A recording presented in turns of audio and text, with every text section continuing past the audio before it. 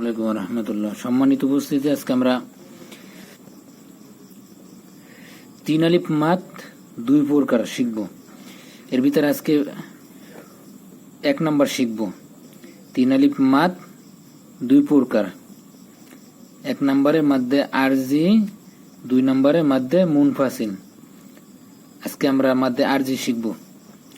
মাদের হরফের বামের হরফে ওয়াকফ হইলে 3 আলিফ টানিয়া পড়িতে হয়, ইয়াকে মাদ্দে আরজি বলে।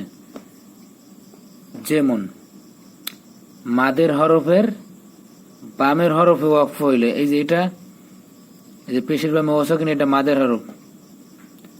বামের হরফে ওয়াকফ হইলে, ওয়াকফ মানে এই যে থামলে বা এখানে স্টপ হইলে আর কি,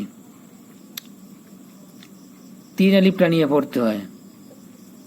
যেমন শাকুর, হালিম। এই যে জেরের বামে আছে, এটা কিন্তু মাদের হরফ।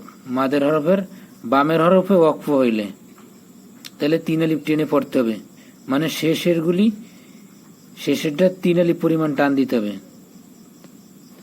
হালিম, রহিম, সাহুন,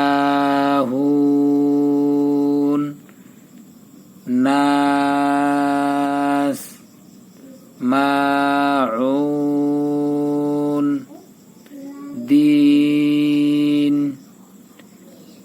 কারিম, মুস্তাকিম, গফুর, হাকিম।